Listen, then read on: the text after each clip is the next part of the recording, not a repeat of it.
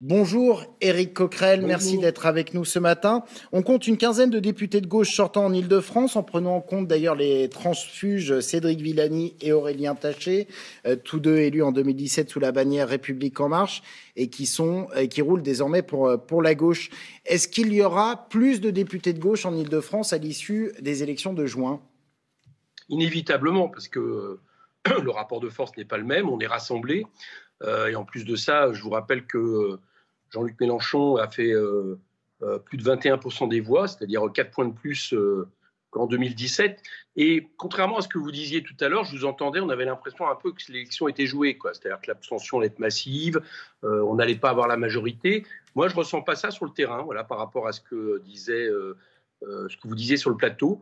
Je ressens, par exemple, si je compare avec 2017, où j'ai fait les deux campagnes, je ressens un bien plus grand intérêt dans les villes populaires qui sont celles de ma circonscription qu'en 2020, et avec une population qui a compris les enjeux, en tout cas nos électeurs.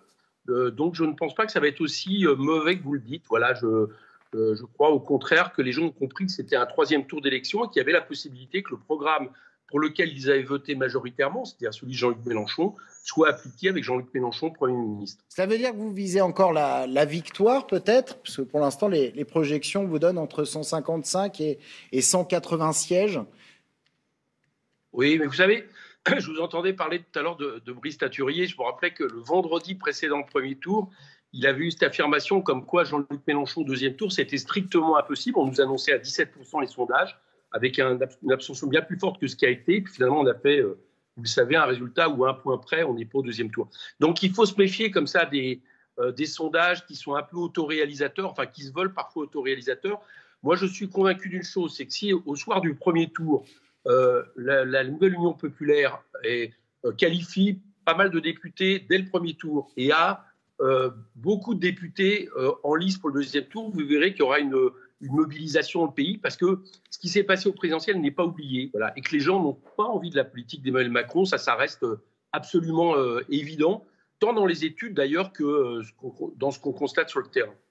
Euh, Jean-Luc Mélenchon ne souhaite pas une majorité pour faire avancer le pays, mais une minorité pour le bloquer. Il cherche à exister, pas à gouverner. Ces mots sont signés Olivia Grégoire, porte-parole du gouvernement. Qu'est-ce que vous lui répondez?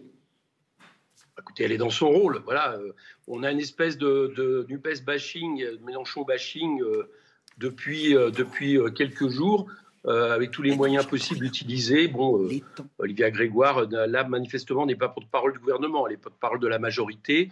Et là aussi, elle essaie de démolir ce qu'on propose. Mais nous, on a un programme de plus de 600 propositions. Si on l'a fait, c'est le premier programme commun d'une gauche rassemblée, d'ailleurs de toute époque, parce que le programme commun, c'était au deuxième tour en 81, pas au premier tour, en quelque sorte. Et au contraire, on est prêt à gouverner. Ils le savent, d'ailleurs, c'est pour ça d'ailleurs qu'ils réagissent aussi violemment, parce qu'ils sont inquiets.